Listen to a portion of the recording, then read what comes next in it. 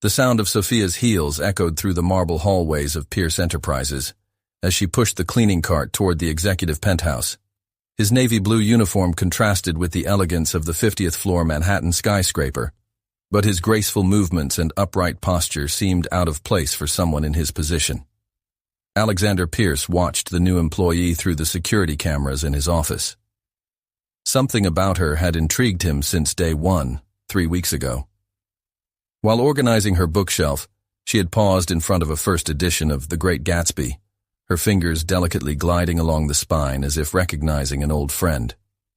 "Mr. Pierce, your meeting with the Chinese investors starts in 5 minutes," his assistant announced over the intercom. "Thank you, Rachel," he replied, adjusting his Hermes tie in the reflection of the window that offered a panoramic view of Central Park. During the meeting, Alexander was unable to fully concentrate. His gaze occasionally strayed to Sophia, who was cleaning the conference room's windows.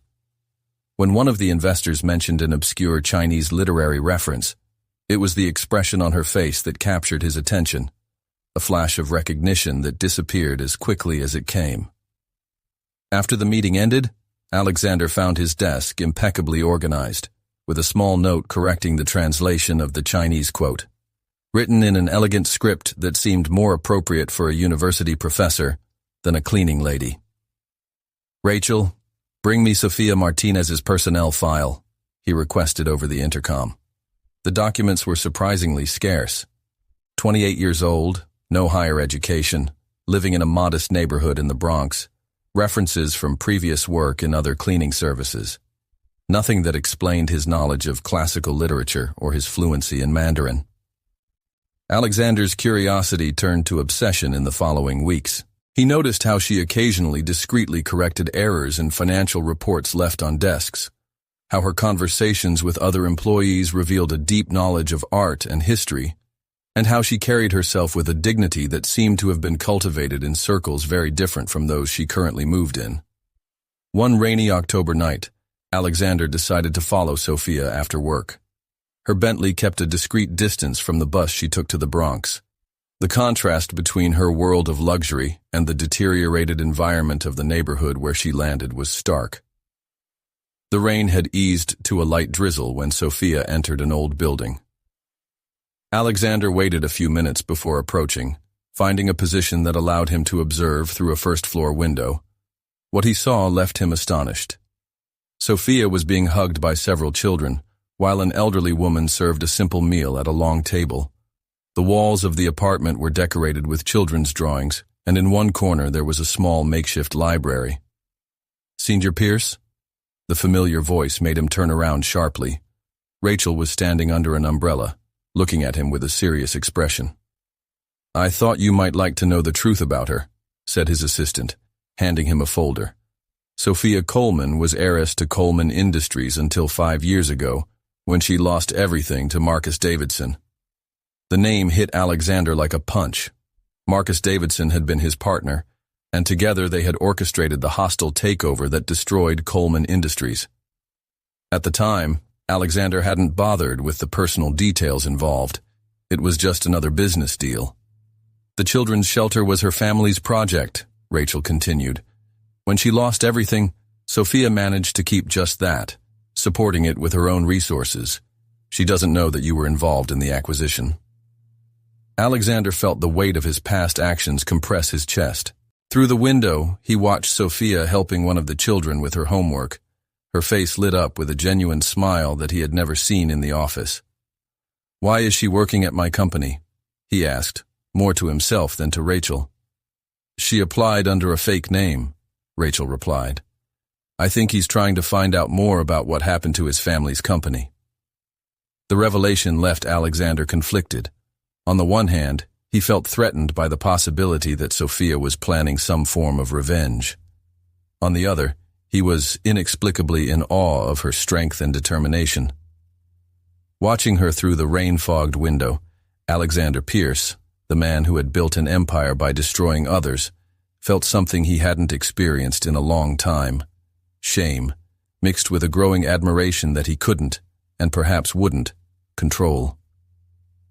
The rain fell again with more force, but Alexander remained motionless, contemplating not only Sophia, but also the choices that had led him there.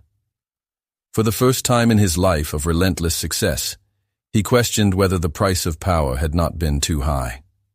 The next morning, Alexander could barely concentrate on his usual routine. The image of Sophia surrounded by children persisted in her mind, a constant reminder of the impact of her business decisions on people's lives.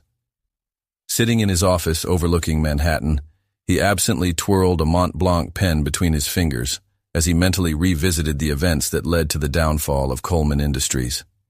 "Rachel," he called over the intercom, "I need the complete Coleman Industries acquisition files, everything, including confidential documents."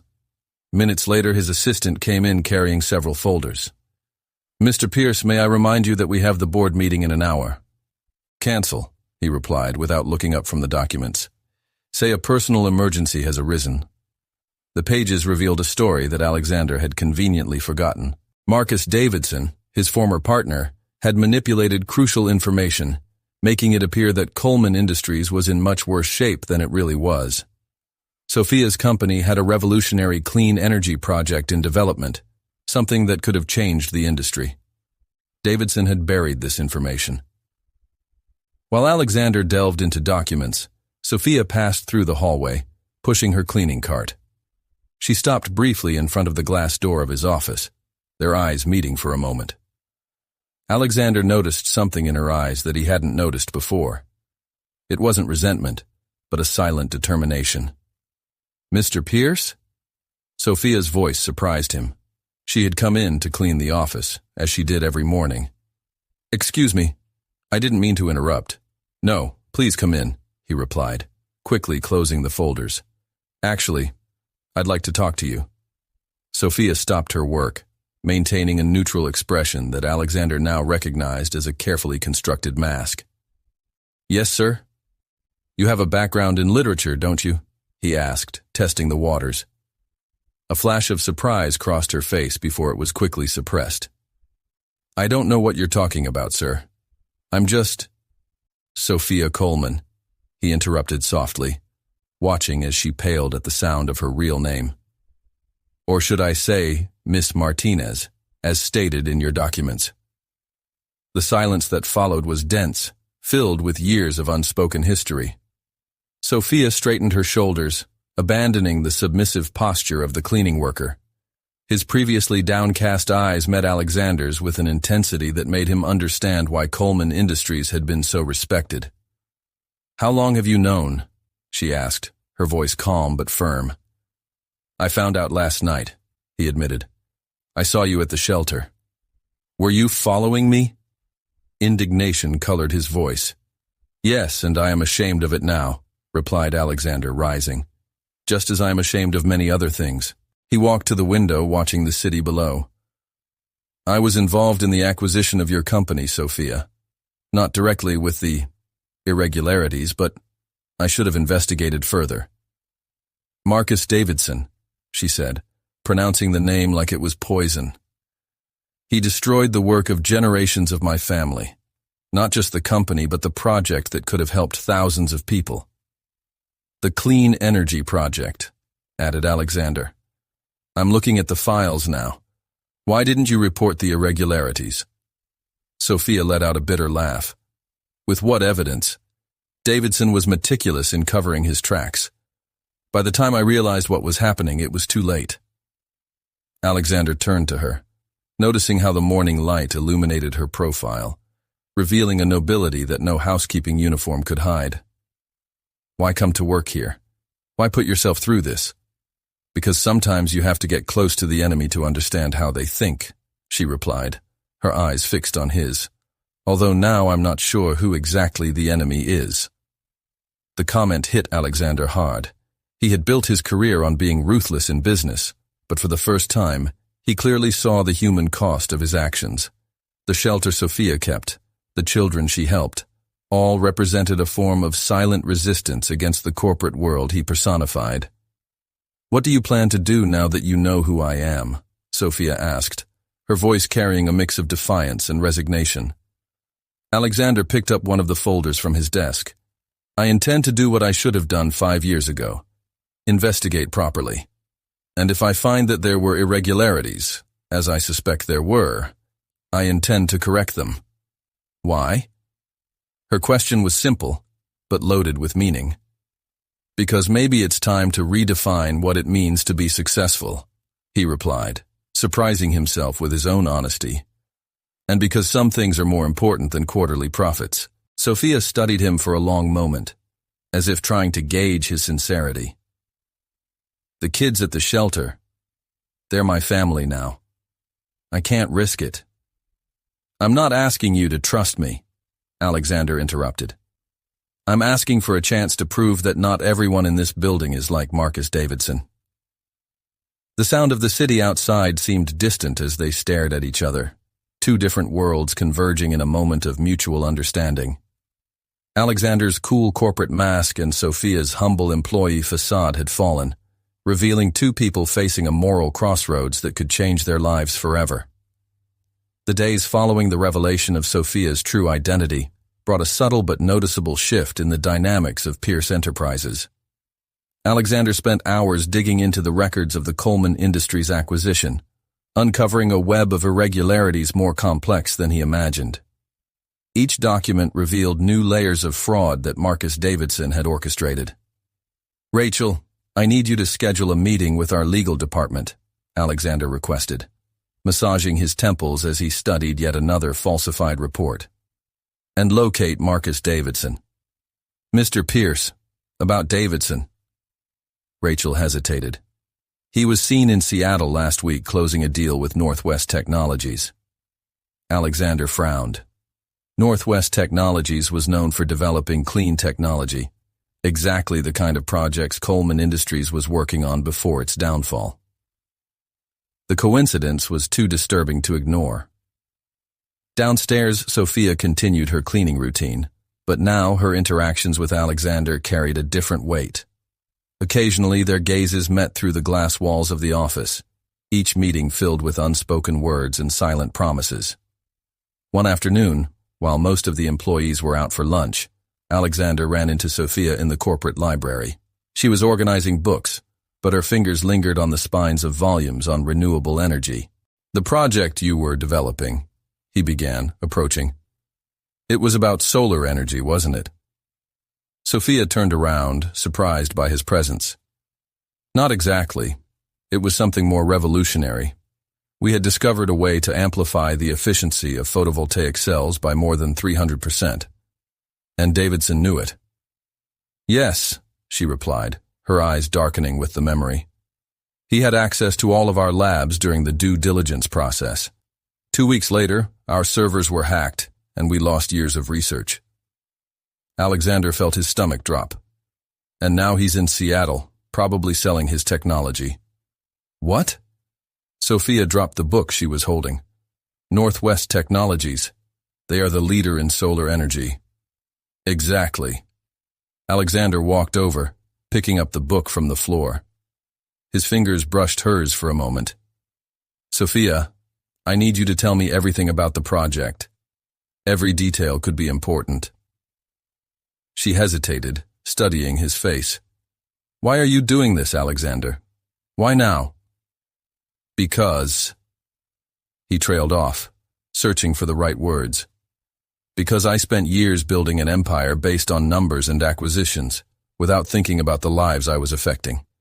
Seeing you in that shelter, maintaining your dignity even after losing everything, made me question every decision I made. The silence that followed was interrupted by the soft sound of rain beginning to fall outside. Sophia walked to the window, watching the drops run down the glass. The project was called Project Aurora, she began, her voice low but firm. It wasn't just about solar energy. It was about making clean energy accessible to underserved communities. My father, his voice trailed off for a moment. He believed clean energy shouldn't be a luxury. Alexander approached, stopping beside him. We can get this back, Sophia. With your help, I can prove Davidson's frauds. And what happens next? She turned to face him. Even if we prove everything, the research is lost. Years of work, just gone.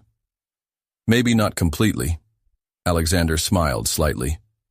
Davidson may be smart, but he's predictable. If he's trying to sell the technology to Northwest, he must have kept copies of the files. Sophia studied him for a long moment. Why should I trust you? You were part of the group that destroyed my family. I'm not asking you to trust me now, he replied, his gaze meeting hers. I'm asking you to give me the chance to right my wrongs. The closeness between them made it difficult to ignore the growing tension. Alexander could see every detail of Sophia's face, the determination in her eyes, the soft curve of her lips, the vulnerability she fought to hide. There's something I didn't tell you, she said finally. Before we lost everything, I managed to save some files.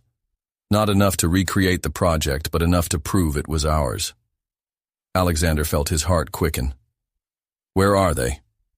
In a safe place, she replied. In the shelter. I hid the documents where no one would think to look. We need to get them, he said, already moving towards the door. If Davidson finds out. No. Sophia grabbed his arm. We can't act hastily. If he suspects we have something, the children at the shelter could be in danger. Her touch on his arm sent an electric current through his body. Alexander slowly turned around, finding her closer than he expected. You're right, he agreed softly. We need to be cautious. But I promise, Sophia, I will do whatever it takes to make this right. The rain continued to fall outside, creating a gentle rhythm that seemed to embrace the moment between them. For an instant, they were no longer the billionaire and the cleaning lady, but two people united by a common purpose and an attraction that neither of them could deny. Tomorrow, Sophia said finally, letting go of his arm. I'll bring the documents tomorrow, but we need to have a plan. Alexander nodded, feeling the absence of her touch. I'll prepare everything. And Sophia, thank you for trusting me. She offered a small smile before walking away. I still don't completely trust it, but I want to believe that some people can change. As he watched her leave the library, Alexander knew he had already changed. And this transformation had as much to do with justice as it did with the unexpected feelings he was developing for Sophia Coleman. The morning dawned with a dense fog covering Manhattan, as if the city itself was conspiring to keep the secrets that were about to come to light. Alexander arrived earlier than usual at Pierce Enterprises, his mind focused on the documents Sophia had promised to bring. As he waited in his office, he once again reviewed the evidence he had collected on Marcus Davidson. A disturbing pattern began to emerge. Other companies had been targeted by tactics similar to those used against Coleman Industries, always involving promising technologies that mysteriously resurfaced months later under the control of large corporations. Mr. Pierce? Rachel's voice interrupted his thoughts. The legal team is ready for the meeting you requested. Cancel, he replied, his eyes fixed on the elevator door through the glass walls. Not today. Sophia arrived promptly at 7 a.m., as always. His navy blue uniform couldn't mask the tension in his shoulders. She pushed her cleaning cart into Alexander's office, closing the door softly behind her. Did you bring what you promised? He asked, standing up. In response, Sophia removed the false bottom of her cleaning cart, revealing a worn folder. 5 years of keeping this, she said, her fingers stroking the yellowed cover. Sometimes I wondered if it would still make a difference. Alexander reached for the folder, but Sophia held it tightly. Before I show you this, I need to be absolutely sure of your intentions. What do you want to know? Why are you really helping me? And don't tell me it's just guilt or wanting to do the right thing. There's something more. Silence filled the space between them. Alexander walked to the window, watching the city slowly emerge from the fog. When I built this empire, I believed that success meant numbers on a spreadsheet. Wins were measured in hostile takeovers and profit margins. He turned to face her. But then I saw you in that shelter. I saw how you maintained your dignity even after losing everything. How you turned your loss into something meaningful for those children. and I realized that I spent years chasing the wrong kind of success. And that's enough to risk everything you've built? It's not just that, he admitted, taking a step towards her. There's something about you, Sophia. Something that makes me want to be a better person. The confession hung in the air between them, loaded with meaning. Sophia looked down at the folder in her hands, as if seeking strength from the secrets it contained. The documents prove that Davidson stole our technology, she said finally, handing over the folder. There are emails, lab reports, even photos of him accessing our servers at unauthorized times. Alexander began scanning the contents, each page revealing more evidence of his former partner's betrayal. That's more than enough to prosecute him. We can... The sound of the elevator interrupted his speech. Through the glass walls, they saw a familiar figure emerge. Marcus Davidson. Impossible, Sophia whispered, her face turning pale. He should be in Seattle. Quick. Alexander took the folder and put it in a secret compartment on his desk. Keep pretending you're cleaning. Davidson entered the office without knocking, his confident smile masking a calculating expression. Alex, long-time old friend. Marcus, Alexander replied coldly. I didn't know I was in New York. Unexpected business. Davidson cast a disdainful glance at Sophia, who kept her head down as she cleaned a bookshelf. Can we talk in private? Of course, Alexander replied, discreetly signaling Sophia to remain in the office. Let's go get some coffee. As they walked to the building's cafe, Alexander could feel the tension building. Davidson was up to something, and his sudden presence couldn't be a coincidence. I hear you've been showing interest in the old Coleman Industries, Davidson began as soon as they sat down. Any special reason? Just going through some old files, Alexander replied casually. Why? Is there a problem? None. Davidson's smile didn't reach his eyes. I just thought it was curious, considering that case has been closed for years. Nothing is really over, Marcus. You should know that. Back at the office, Sophia had found more compromising documents in the folder Davidson kept in his old office. His hands shook as he photographed each page with his cell phone. When Alexander returned, he found her sitting in her chair, pale but determined. He knows, she said simply. Yes, Alexander closed the door. But he's not sure how much we know. That gives us an advantage. For now, Sophia stood up, approaching him. But Davidson is dangerous. He won't easily give up what he stole. I won't let him hurt you or the children, Alexander promised, gently holding his arms. Do you trust me? Sophia stared at him, her eyes revealing a mix of fear and hope. I'm starting to trust, she replied softly, and that scares me more than Davidson. The moment between them was interrupted by the sound of Alexander's cell phone. A message from Rachel. Davidson just requested access to old Coleman Industries files. We need to act quickly, he said, showing the message to Sophia. Are you ready? She nodded, straightening her shoulders. I was born ready, but Alexander... She hesitated. If something goes wrong, it won't happen, he interrupted her, his fingers lightly brushing her face. I promise. The fog outside was beginning to lift, revealing a clear, promising sky. It was time to bring all the secrets to light. The plan was put into motion the next morning.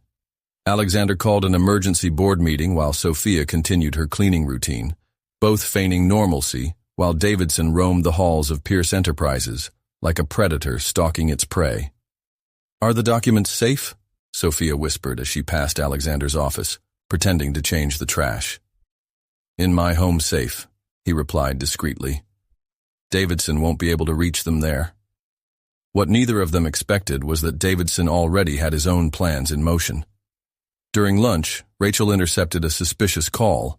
Someone had accessed Sophia's shelter files. Sir, Rachel hurriedly entered Alexander's office.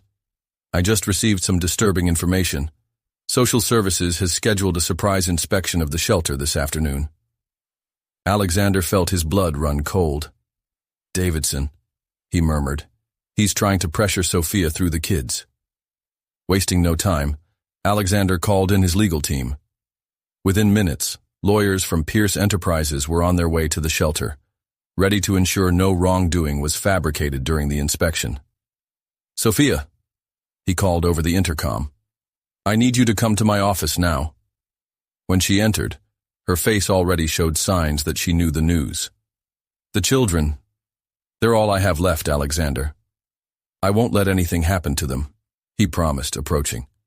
"But we need to act fast. Davidson is playing dirty."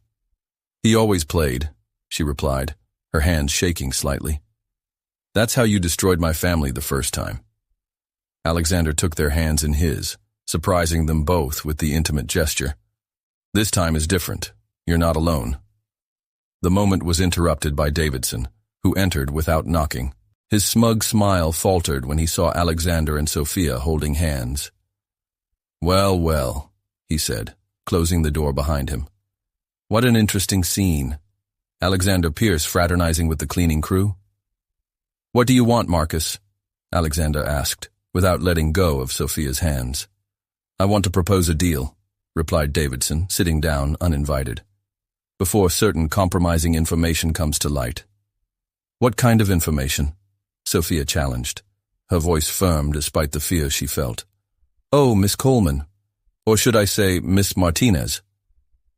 Davidson smiled mischievously. "False documents are a serious offense. So is operating a shelter without all necessary licenses." "You have no proof of that," Alexander interjected. "No." Davidson took an envelope out of his pocket. "This afternoon's inspection may uncover several irregularities, unless, of course, you are willing to negotiate." Alexander felt Sophia squeeze his hands, seeking strength. "What exactly do you want, Marcus?" "Simple. The documents you have about Coleman Industries. All of them. In return, the shelter continues to operate, and no one needs to know about the true identity of your new friend." The silence that followed was tense. Alexander looked at Sophia, seeing in her eyes the conflict between justice and protecting the children she considered family. "Do you really think you can keep manipulating people like this?" Alexander's voice was dangerously calm. "Who can threaten innocent children without consequences? Business is business, Alex. You used to understand that." "Used to," Alexander agreed. "Until you realize that people like you have turned our corporate world into an unethical battlefield." Davidson stood up, his smile fading. "You have until the end of the day to decide. After that," he left the threat in the air. After leaving, Sophia collapsed into a chair. "He's going to destroy everything again." "No." Alexander knelt beside him. "It won't. Because while he was here threatening us, Rachel was sending all the evidence we collected to the FBI and the Securities and Exchange Commission." Sophia's eyes widened. "What? The shelter inspection? My lawyers are already there, with all the necessary documents to prove that everything is in order.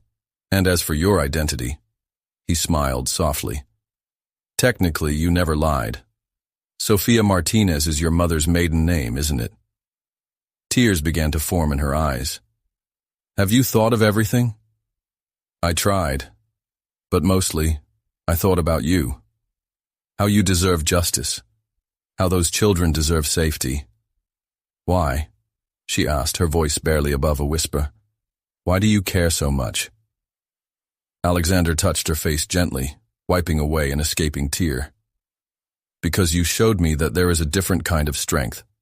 One that doesn't come from destroying others, but from building something meaningful from the ruins." The moment was interrupted by the phone. It was Rachel. "Sir, the FBI just arrived. Davidson is being detained in the lobby."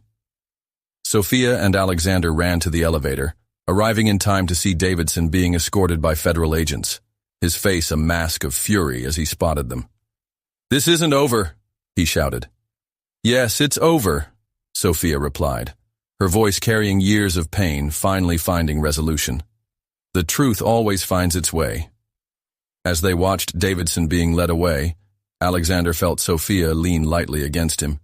It was a small gesture, but it was full of meaning, trust, gratitude, and something more, something that had been growing between them since the first moment their paths crossed. "What happens now?" she asked, still watching the doors through which Davidson had exited. "Now," replied Alexander, "we begin to rebuild. Together, if you will." Sophia turned to face him, a real smile lighting up her face for the first time in a long time. "Together it sounds good." News of Marcus Davidson's arrest quickly spread through the halls of Pierce Enterprises like wildfire. Employees whispered among themselves, casting curious glances at Sophia, who now walked around the office with a different posture, no longer the submissive cleaning worker, but a woman who was finally regaining her dignity. "The lawyers want to talk to you about restitution from Coleman Industries," Rachel said, walking into Alexander's office with a stack of documents. "And the press is already starting to ask questions." Alexander watched Sophia through the glass wall, where she was talking to some children from the shelter who had been brought to safety during the investigation. "Tell the press we will make an official statement tomorrow. As for the lawyers, schedule it for this afternoon." "There's one more thing," Rachel hesitated. "Northwest Technologies is desperately trying to get in touch. It appears that Davidson had promised to turn over the stolen Coleman technology this week." "Interesting," muttered Alexander. "Schedule a video conference with them for tomorrow. I think I have a proposal that might interest them." Sophia entered the office, carrying a cup of coffee. "The children are scared but safe. Mrs. Martinez is with them in the break room." "Sophia," Alexander stood up, approaching her. "I have an idea I want to discuss with you." She raised an eyebrow, curious. "On?" "Northwest Technologies is desperate for the technology Davidson promised. Technology that actually belongs to you." "Alexander, that research is incomplete. We lost years of work when—" "But you still have the knowledge," he interrupted her gently. "And now you have resources. Pierce Enterprises can provide everything you need to rebuild and improve the project." Sophia placed the cup on the table, her hands shaking slightly. "Are you proposing a partnership?" "I'm proposing a chance to make your father's dream come true," he replied, holding her hands. "Affordable, clean energy for everyone. Northwest has the distribution infrastructure, you have the technology, and I have the resources to make it possible." The silence that followed was filled with the electric energy that always seemed to emerge when they were close. Sophia studied his face, searching for any signs of manipulation or ulterior motives. "Why are you doing this?" she asked finally. "You owe no satisfaction to me or my father's memory." Alexander released her hands only to frame her face gently. "Because you showed me that there is a better way to do business, one that doesn't involve destroying lives but building them." Before Sophia could respond, Rachel hurriedly entered. "Mr. Pierce, the police are here. They found something in Davidson's office that you need to see." The detectives had set up a small operation in the conference room. On the table are various storage devices and documents seized from Davidson's office. "Miss Coleman," one of the detectives addressed Sophia. "We found this in Mr. Davidson's personal safe." He pushed a folder towards her. "These are the original Aurora project files." Sophia opened the folder with shaking hands, her eyes quickly scanning the familiar pages. "He kept everything," she whispered. "All these years. And that's not all," the detective continued. "We found evidence that he did the same to at least 3 other companies. It appears he had a pattern of stealing promising technologies and reselling them to large corporations." Alexander watched Sophia absorb the information, noting how she looked simultaneously relieved and devastated. 5 years of his life dedicated to rebuilding himself from the ashes, only to discover that the man who destroyed his family had kept the evidence of his crime as a trophy. "With this evidence," said the detective, "there is no doubt that Davidson will be convicted. The question now is, what do you intend to do with the recovered technology?" Alexander stepped forward. "If I may, I have a suggestion." Over the next few hours, a new vision began to take shape. Alexander, Sophia, and the legal team worked on a plan that would not only restore Coleman Industries, but transform it into something greater. A foundation, Alexander explained to the hastily assembled council. The Coleman Pierce Foundation for Sustainable Energy, combining Coleman's innovation with the resources of Pierce Enterprises to develop and distribute clean energy to underserved communities. It's risky, argued one of the directors. The initial costs will be enormous. Sometimes, Sophia replied, her voice firm. The biggest risk is not risking anything. My father believed that, and now I believe it too. At the end of the day, exhausted but hopeful, Alexander and Sophia met again in his office. The city glowed outside, millions of lights reminding them of the potential of their mission. I still can't believe it's happening, Sophia said, leaning against the window. It feels like a dream. It's real, Alexander approached, his reflection in the glass blending with hers. And it's just the beginning. She turned to face him, her eyes glistening with unshed tears. Thank you for everything. Don't thank me yet. He smiled softly. We have a lot of work ahead of us.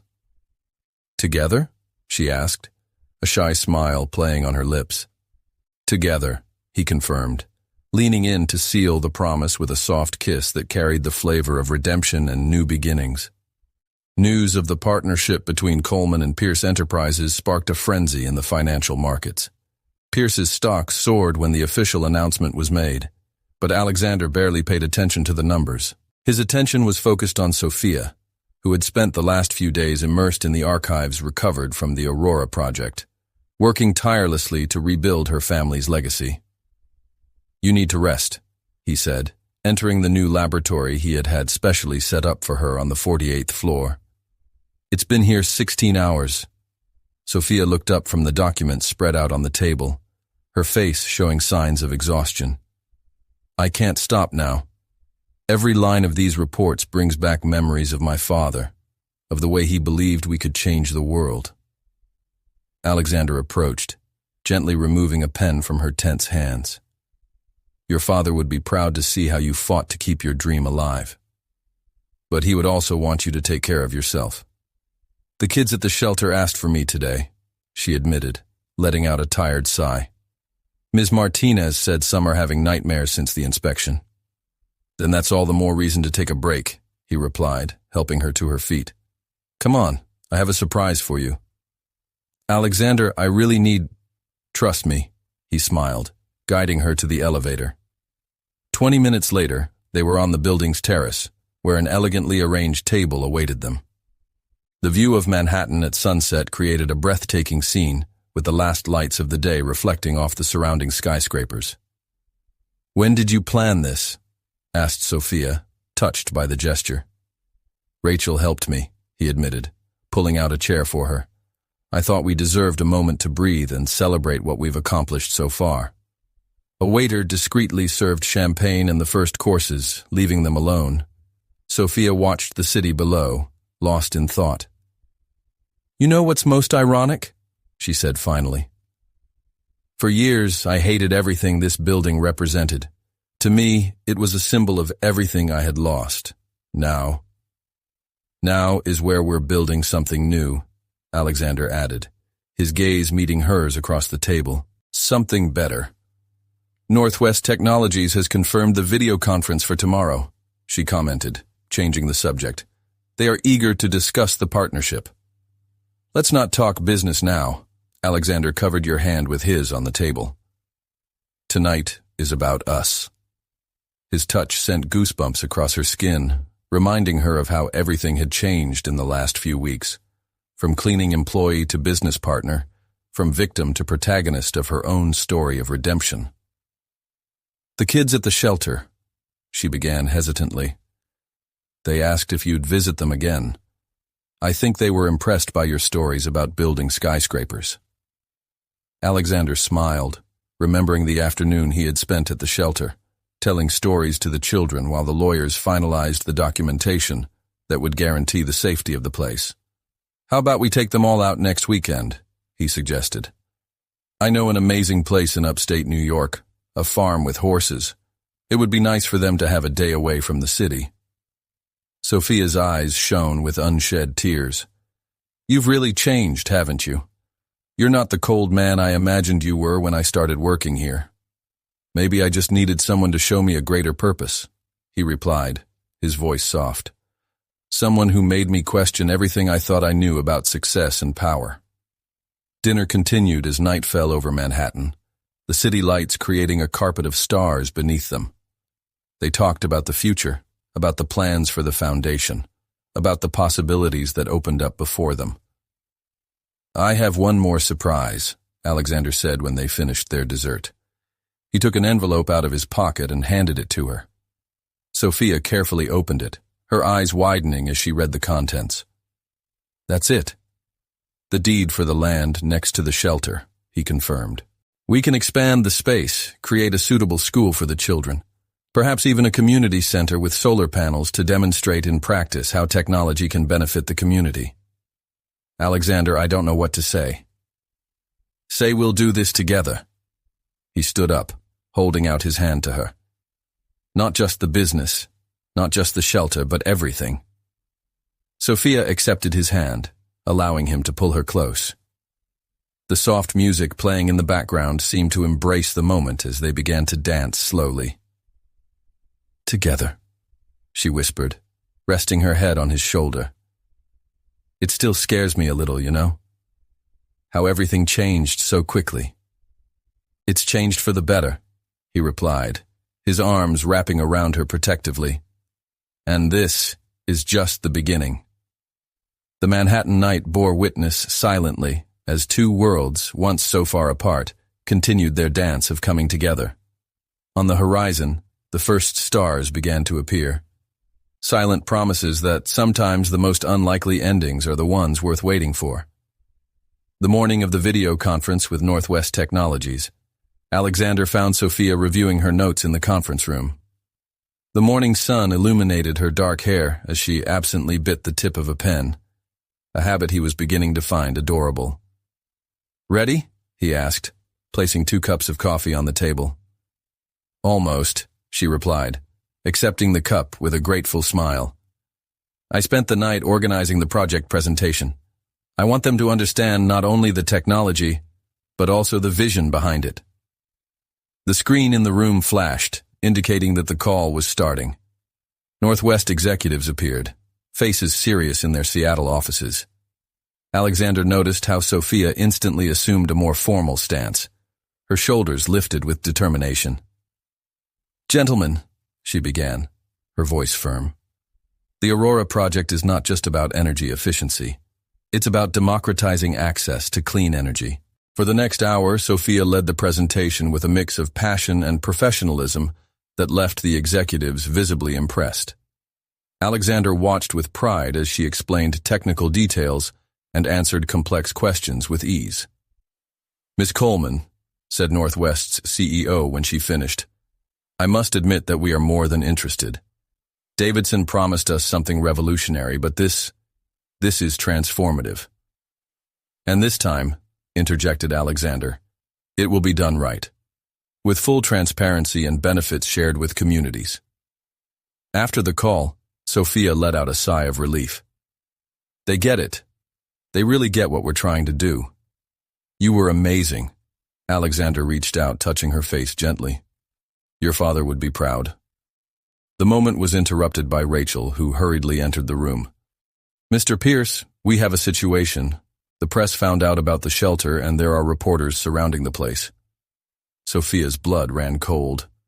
The children... I've already sent security, assured Alexander, pulling out his phone. Rachel, get the car ready. Let's go there now.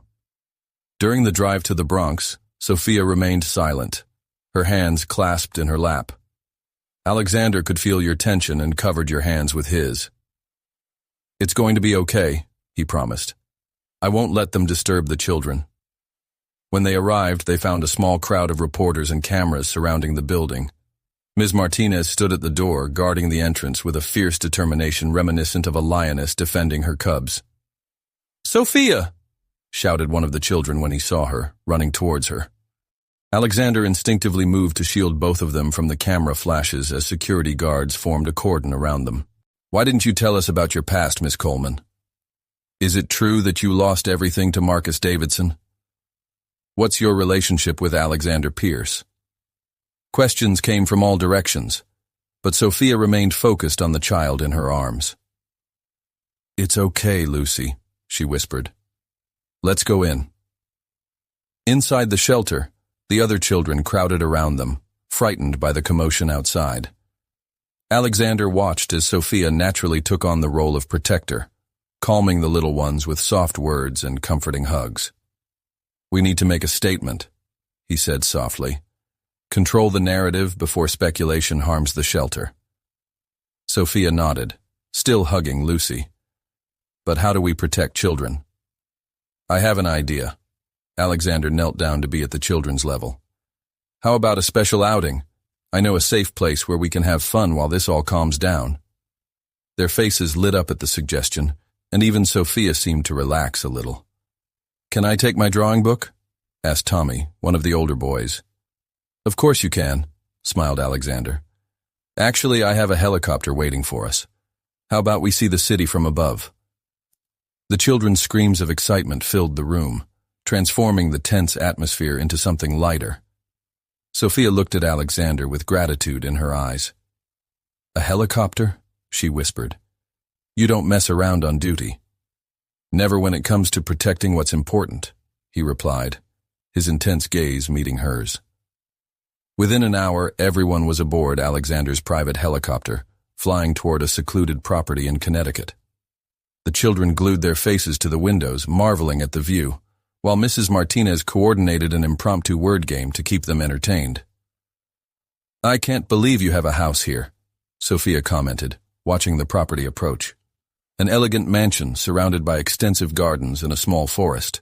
Actually, Alexander replied, her voice low so only she could hear, I bought it last night. I thought we could use a place like this to expand the shelter program. A safe haven, with room for the children to grow up. Sophia looked at him, speechless at the gesture. Alexander, I know, it's a little hasty, he smiled nervously, but after seeing how you care for them, how you transform lives, I want to be a part of that. I really do. Tears glistened in Sophia's eyes as the helicopter landed gently. The children were already jumping excitedly, ready to explore the new environment. You already belong, she said finally, intertwining her fingers with his. More than you imagine. The rest of the day was filled with laughter and discoveries. Alexander turned out to be surprisingly skilled at organizing impromptu treasure hunts, while Sophia coordinated a picnic in the garden. Watching them together, Mrs. Martinez smiled, recognizing something special growing between them. At night, while the children slept in hastily prepared rooms, Sophia found Alexander in the mansion's library, organizing books he had bought especially for the little ones. Is this all real? She asked, leaning against the door frame. Sometimes it feels like I'm going to wake up and find it was just a dream. Alexander placed the last book on the shelf and walked towards her. It's real, he assured, taking her hands in his, and it's just the beginning of what we can build together. The news about the shelter and Sophia's true identity quickly became headlines in all major media outlets. The story of the heiress who lost everything but maintained her dignity by working as a cleaner to support a children's shelter captured the public's imagination. Alexander watched the reports on his tablet while drinking coffee on the porch of his Connecticut mansion.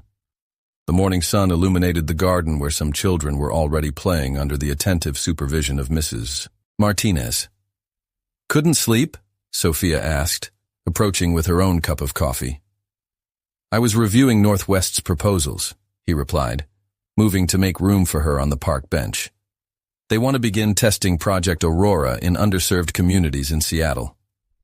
That's a good start, she smiled, watching Tommy teach Lucy how to draw trees. But we have to make sure the project stays true to the original vision. So I scheduled a meeting with community organizations for next week, Alexander explained. I want communities to have an active voice in the development of the project. The sound of children's laughter filled the air as Tommy showed his drawing to everyone, eliciting enthusiastic applause.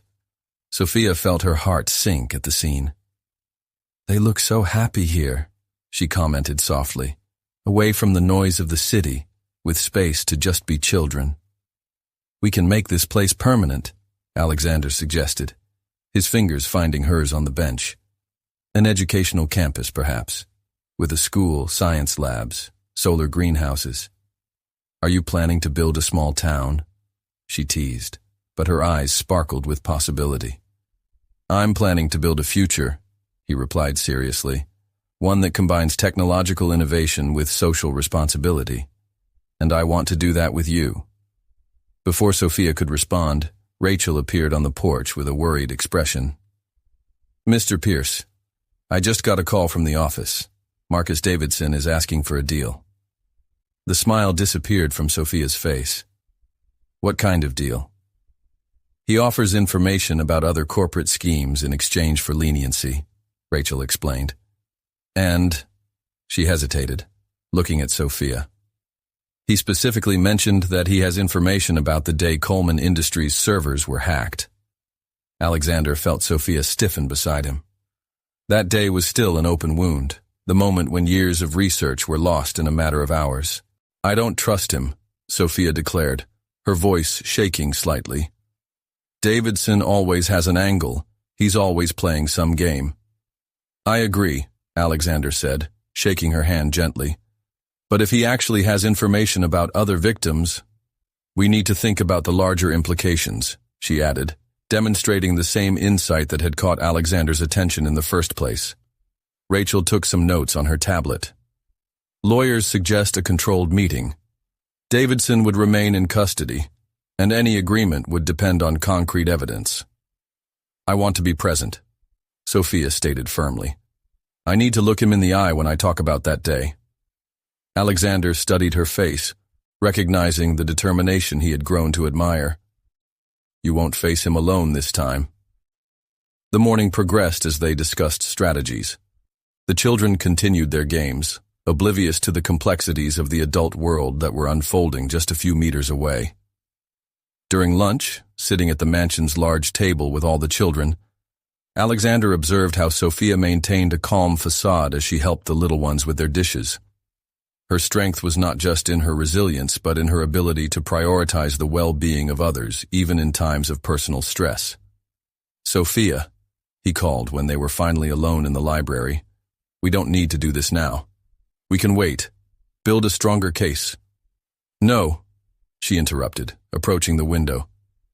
"I've already waited 5 years for answers. I need to know the truth, not just for the project, but for myself." Alexander approached, stopping behind her. "Then let's face this together. But first, I want to show you something." He led her to a room that had remained closed since his arrival. When she opened the door, Sophia was speechless. It was a fully equipped laboratory with cutting-edge technology and several workstations. "I had it installed last night," he explained.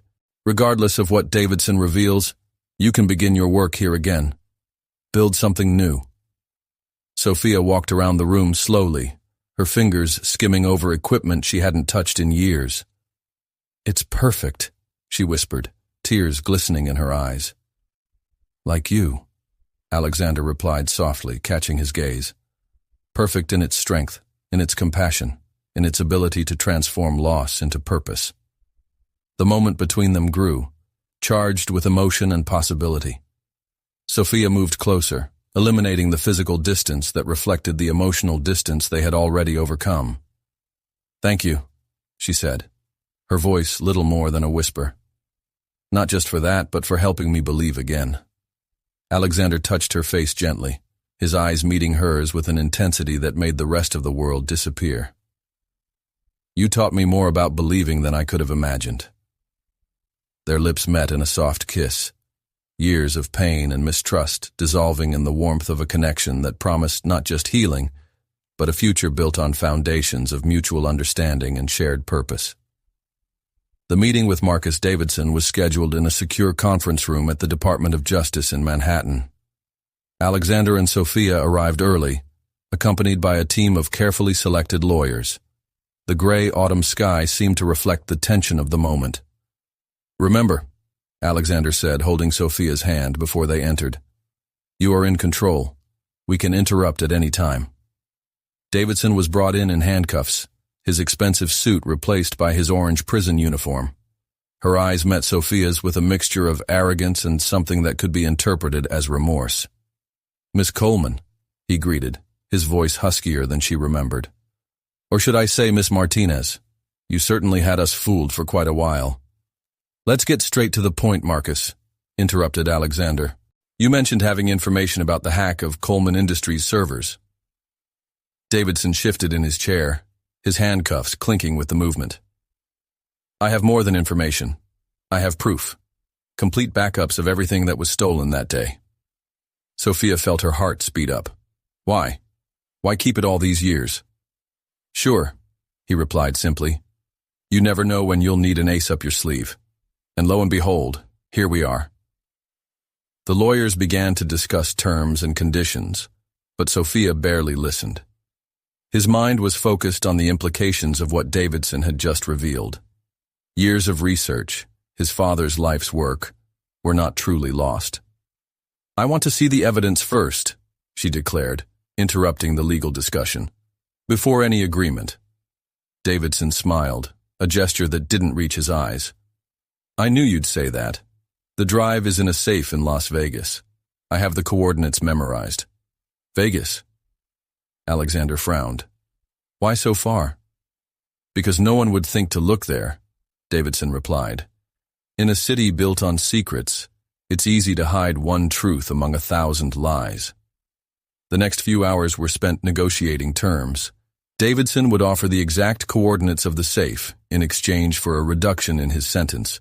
Additionally, it would provide evidence about other corporate schemes involving technology companies. There's one more thing, Davidson said as the meeting was about to end. Something you should know, Sophia. About your father. The air seemed to freeze in the room. Alexander instinctively approached Sophia, offering silent support. He knew, Davidson continued. He knew I was planning something. The night before the hack, he came to me, tried to convince me to give up. He said that technology should be used to help people, not to generate exorbitant profits. Silent tears streamed down Sophia's face. Why are you telling me this now?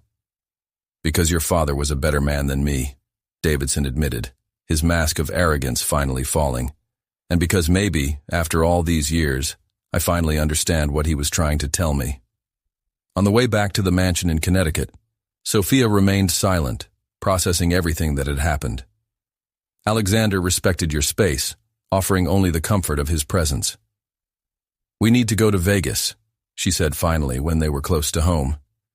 I already asked them to prepare the jet, he replied. We can leave early tomorrow. The children, Ms. Martinez has agreed to stay with them, and Rachel is organizing special activities to keep them busy. Sophia smiled slightly, once again touched by the way Alexander thought about everything. How do you do that? What? Balancing everything so perfectly. The business, the shelter, my search for answers. Alexander stopped the car at the mansion's entrance, turning to face her. Because I finally found something that's worth more than any business success. I found you. The moment was interrupted by Tommy and Lucy, who ran to greet them as soon as they got out of the car. Sophia hugged them tightly, finding strength in the children's innocence and unconditional love. Later, after dinner, and after the children had gone to bed, Alexander found Sophia in the laboratory, organizing equipment for the tests they would do when they recovered the files. You don't have to do that now, he said softly. I need to keep busy, she replied, cataloging instruments. If I stop to think too much, I'll be anxious about tomorrow. Alexander approached, gently taking a microscope from his shaking hands. Then let's think about the future. What we'll do when we get the files back. What if they're not there? The vulnerability in her voice was palpable. What if it's more manipulation by Davidson? Then we'll start from scratch, he replied with conviction. Here, in this lab, with all the support you need. Sophia looked at him, finding in his eyes the same determination that had helped her survive the last 5 years. How do you always manage to say the right thing? Because I learned from you that sometimes the simplest words are the truest, he replied, closing the distance between them. The kiss that followed was different from the previous ones, deeper, filled with promise and possibility. When they separated, they both knew that, regardless of what they found in Las Vegas, they had discovered something more valuable than any technology, a partnership based on trust, respect, and a love that grew stronger every day. The Pierce Enterprises private jet touched down at Las Vegas's McCarran Airport, under a twilight sky that painted the desert in shades of amber and violet. Alexander and Sophia traveled in relative silence, both lost in thought about what they would find in Davidson's mysterious safe. The coordinates indicate a private storage room in the basement of the Bellagio, Alexander explained, as his driver took them along the brightly lit strip. Davidson was smart. He chose one of the safest casinos in town. Sophia watched the neon lights reflecting in the car windows, so different from the serenity they had left in Connecticut. The kids called while you were on the phone. Lucy wanted to know if we were bringing gifts from Vegas. Alexander smiled, taking your hand. Rachel has already taken care of that. A local company is preparing personalized science kits for each of them. The Bellagio loomed ahead, its famous fountains dancing in sync with a melody they couldn't hear from inside the car. At the VIP reception, they were received by Marcus Williams, the casino's head of security. "Mr. Pierce, Miss Coleman," he greeted formally. "We received court authorization. The deposit has been under our supervision since Mr. Davidson was arrested." They followed Williams through luxurious hallways to a private elevator. As they descended into the underground levels, Sophia squeezed Alexander's hand tighter. "The specific safe," Williams continued, "is in a high-security area. We will need to go through 3 different checkpoints. The first checkpoint involved biometric scanners. The second, a series of armored doors with codes that changed every hour. The third was a circular room with dozens of identical safes. "Number 2187, Williams announced, stopping in front of an ordinary-looking safe. "We will need the exact coordinates provided by Davidson for the internal mechanism." Sophia took a folded piece of paper from her pocket, where she had written down the numbers Davidson had revealed. His hands shook slightly as he read, 48, 17, 33, 92, 05. The soft sound of moving mechanisms filled the room. When the safe door opened, it revealed only a small metal box and a yellowed envelope. "Is that all?" asked Alexander, surprised by the modest size of the contents. Sophia picked up the envelope first, immediately recognizing the handwriting. "It's my father's," he whispered, his voice breaking. Alexander gestured to Williams, who understood and discreetly walked away, giving them privacy. With trembling fingers, Sophia opened the envelope. "My dear daughter, if you're reading this, it means my suspicions about Marcus were correct. The night before the hack, I made a backup copy of the entire Aurora project. Not just the technical data, but also our true vision, using technology to create a fairer and more accessible world. Davidson may have stolen our servers, but he cannot steal our purpose. The data in this box is protected by a password only you would know, the date you decided you wanted to follow in my footsteps in science. Continue our work, but don't let bitterness consume your heart. There are good people in business, people who share our vision. You just need to trust enough to find them. With all my love, okay?" Silent tears streamed down Sophia's face as she finished reading. Alexander wrapped her in his arms, offering silent support as she processed her father's words. "He knew," she said finally. "He knew this would happen and he prepared himself." "Your father was an extraordinary man," replied Alexander softly. "Like the daughter." Sophia turned to the metal box, her fingers tracing the small number pad on the side. With a smile through his tears, he typed in a date, 07-15-98. The soft click of the box opening was like music to his ears. Inside, they found several data drives and notebooks of handwritten notes. "It's all here," she whispered, leafing through one of the notebooks. "All the research, all the prototypes, even the ideas we hadn't implemented yet. And now? Alexander asked, watching as his eyes sparkled with renewed determination.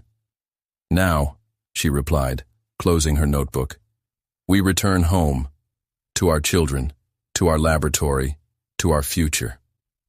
The use of the word our did not go unnoticed by Alexander.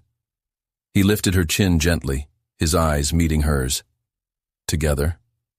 Together, she confirmed, sealing the promise with a soft kiss. On the drive back to Connecticut, Sophia began examining the data, her excitement growing with each discovery. Alexander watched her in awe, seeing in her not just the brilliant scientist or the dedicated caregiver, but the extraordinary woman who had transformed his life. You know what's most amazing? She said, looking at him over her laptop. My father didn't just save the research. He kept working on it. There are notes here dating back to weeks before we lost everything. He never gave up on your vision, Alexander replied. Just like you never gave up on the children at the shelter. The sun was beginning to rise when the jet began its landing approach. A new morning, a new beginning, carrying with it not only recovered data, but also validation that some fights are worth fighting until the end. And as the aircraft touched down in Connecticut, both Alexander and Sophia knew that they had found something in Las Vegas far more valuable than lost files. They had found confirmation that their paths were destined to cross, uniting past and future in a promise of transformation. The laboratory in the Connecticut mansion came to life in the weeks following his return from Las Vegas. Sophia spent hours poring over the recovered data, her skilled hands typing codes and adjusting equipment with the familiarity of someone reuniting with an old friend. Alexander watched her through the laboratory's glass walls, admiring how she seamlessly alternated between dedicated scientist and motherly figure to the shelter's children, who often escaped to help with the less complex experiments. Mr. Pierce, Rachel interrupted his thoughts. Northwest Technologies is on the line. They want to discuss the implementation timeline. Transfer to the office, he replied, taking one last look at Sophia, who was now patiently explaining a scientific concept to Tommy, her eyes shining with the same enthusiasm she had when reading her father's notes. The meeting with Northwest turned out to be more complex than expected. They wanted to speed up the implementation process, pressured by investors eager for results. I understand the urgency, Alexander said, his voice steady through the video conference. But we will not compromise the original vision of the project. The technology needs to be tested properly before any large-scale implementation. Mr. Pierce, argued Northwest's CEO, every day of delay means millions in wasted potential. And every hasty step means unnecessary risks, a new voice intervened. Sophia had quietly entered the office. My father always said that technology without consciousness is just another form of concentrated power. The silence that followed was eloquent.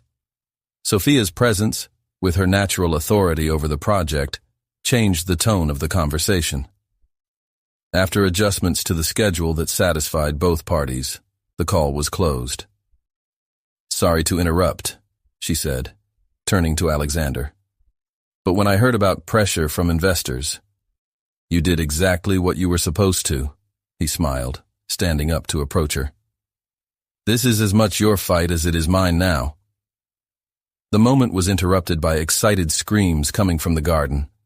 Through the window they saw Lucy running with a small, shiny object in her hands.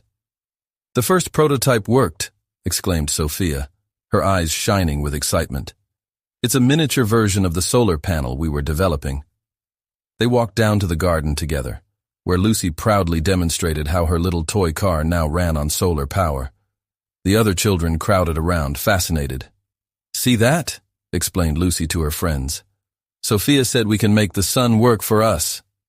Alexander watched the scene with a smile, noting how Sophia was able to translate complex concepts into language the children understood. It was another of the qualities that made him fall more and more in love with her. We need to celebrate, he announced to the group. How about a picnic? The suggestion was met with shouts of approval. In a few minutes, Mrs. Martinez organized baskets while children helped spread blankets on the grass. During the picnic, Alexander noticed how naturally they had grown into a peculiar but harmonious family. Each child had their own unique personality, and both he and Sophia had learned to respond to each child's individual needs. "Penny for your thoughts," Sophia whispered, sitting down next to her with a plate of fruit. "I was thinking about how everything has changed," he replied, watching Tommy teach Lucy how to make paper airplanes. "A few months ago, my life was just numbers and acquisitions. And now?" "Now." He paused, choosing his words carefully. "Now I understand what your father meant about technology with a conscience. It's not just about innovation, it's about the impact on real lives." Sophia rested her head on his shoulder, a gesture of intimacy that had become natural between them.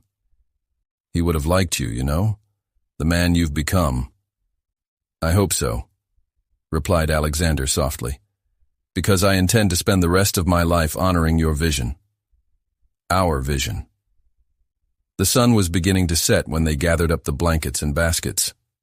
The children, exhausted but happy, were taken inside by Mrs. Martinez for the nightly ritual of baths and bedtime stories. In the lab, Sophia showed Alexander the latest advances in the project. The data recovered in Las Vegas had made it possible to not only recreate the original technology, but to improve upon it. "With these adjustments," she explained, pointing to graphs on her computer, "we can increase efficiency by another 15% compared to the original design. What about the production cost?" "Reduced by half, thanks to new materials we've developed," she smiled proudly. "We can truly make clean energy affordable for underserved communities." Alexander watched her work, marveling at her unique combination of technical brilliance and human compassion.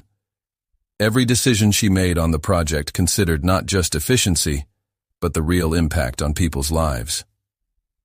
"Sophia," he called softly, interrupting her calculations. "Marry me." She froze, her pencil falling to the table with a soft clatter. "What?"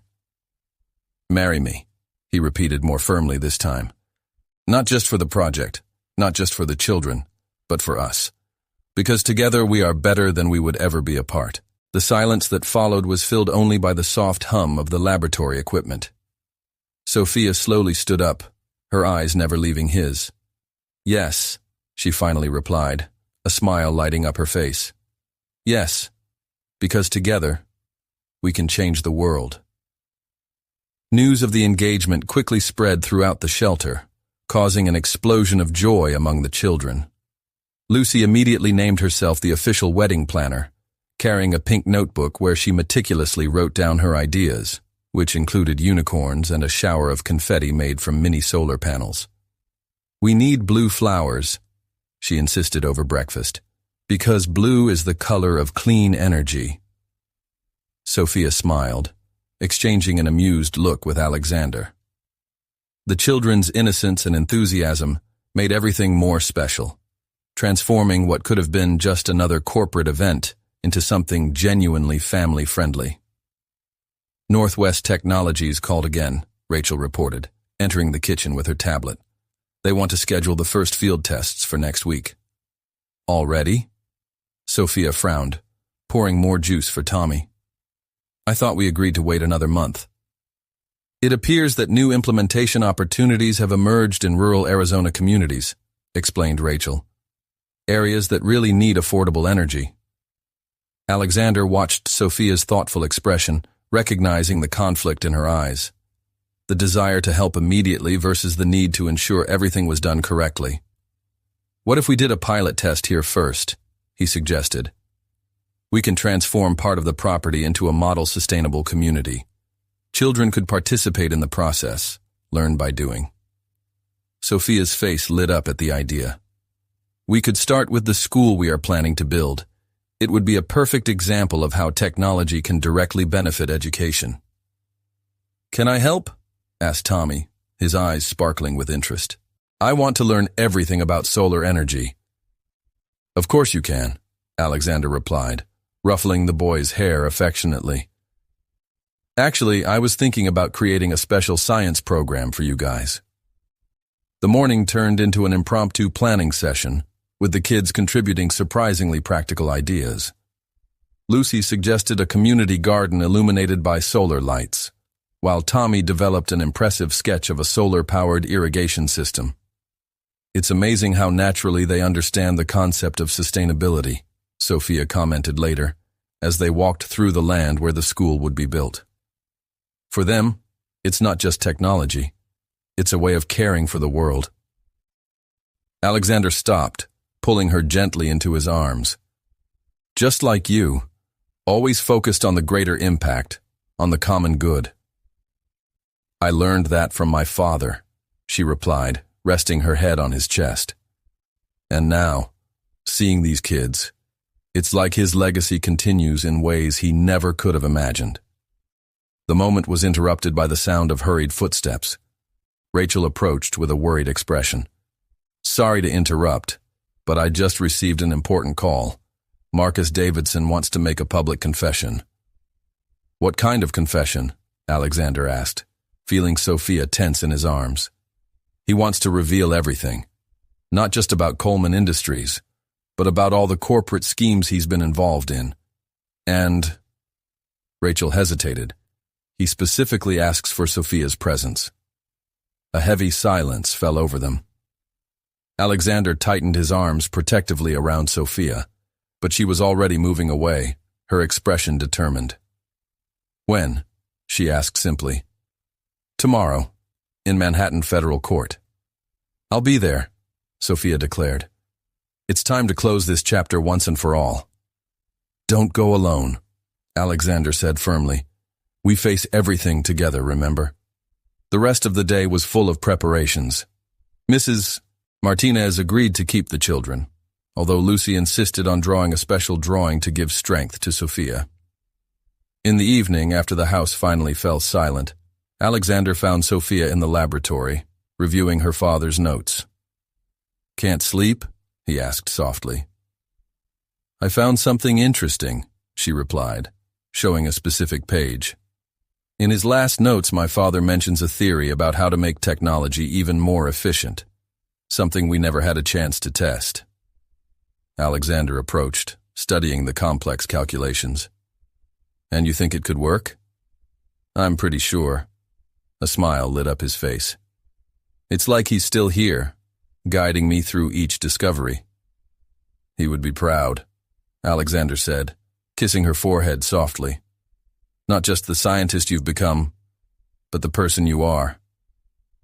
Sophia closed her notebook, turning to face him. You know what's funny? For years, I thought my mission was just to get my father's work back, but now I realize it was about so much more than that.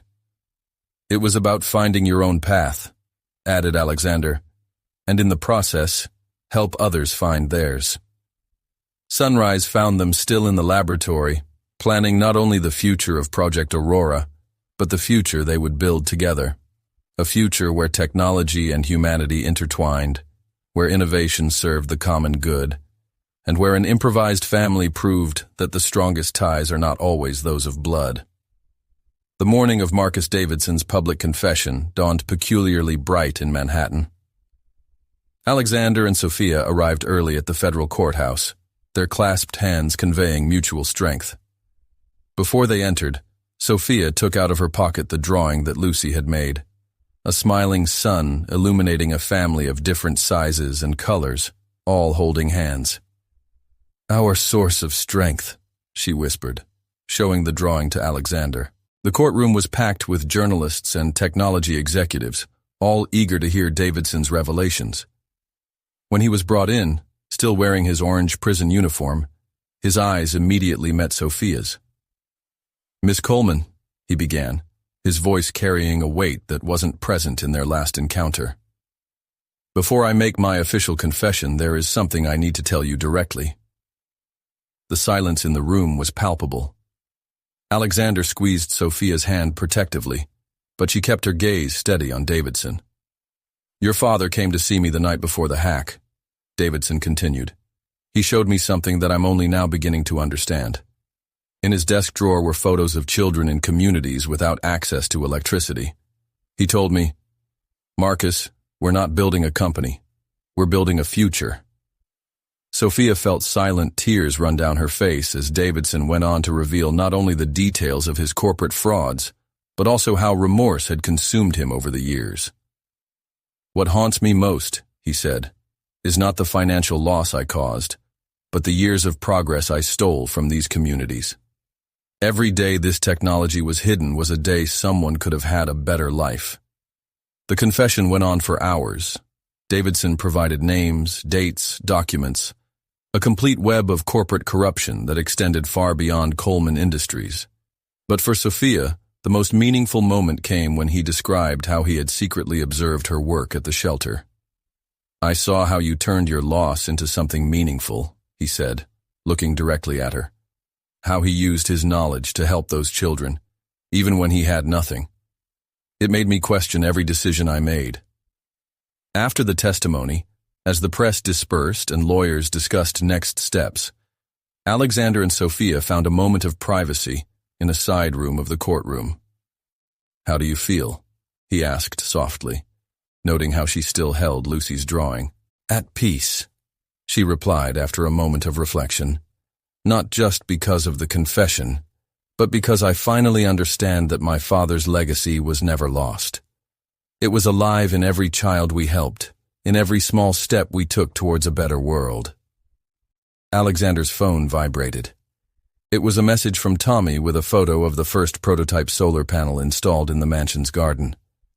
The children had organized a small inauguration ceremony, complete with a red ribbon and impromptu speeches. "Look," smiled Sophia, showing her own phone. "Lucy is already planning to turn the entire garden into a solar science park, as she calls it." "Well, technically she's our official planner now," Alexander joked, making Sophia laugh for the first time that tense day. Back in Connecticut, they were greeted by an explosion of joy and childlike energy. The children had prepared posters celebrating Truth Day, as Lucy had called it, and Mrs. Martinez had baked Sophia's favorite cake.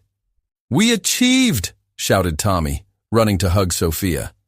"Now we can build our solar school." "And not just school," Alexander replied, picking Lucy up. "Let's build an entire future." That night, after the children finally fell asleep, Alexander found Sophia in the laboratory, not working as usual, but simply watching the starry sky through the window. "Penny for your thoughts?" he asked, repeating the phrase that had become special between them. "I was thinking in circles," she replied, turning to face him. "How life sometimes takes us exactly where we need to be, even if the path seems tortuous at first." Alexander came closer, wrapping her in his arms. "Like a cleaning worker who turned out to be the most brilliant scientist I've ever met. And as a ruthless billionaire who turned out to be the most compassionate man I've ever met," she added, smiling. The silence that followed was filled with the soft hum of laboratory equipment and the occasional hoot of an owl in the garden. It was a moment of contemplation, of recognizing how much their lives had changed. "You know what impresses me most?" said Alexander finally. "How we found family in the most unexpected places. Each of these children, Mrs. Martinez, even Rachel, they all became part of something bigger. Something my father would have loved to see," agreed Sophia. "A family built not just on blood ties, but on shared purpose and true love." Sunrise found them still in the lab, planning not just their wedding or the future of Project Aurora, but a lifetime of possibilities.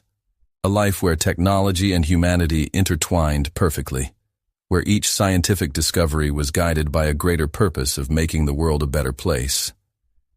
And as the first light of day painted the Connecticut sky in shades of pink and gold, Alexander and Sophia shared a kiss that carried the promise of all the tomorrows they would build together.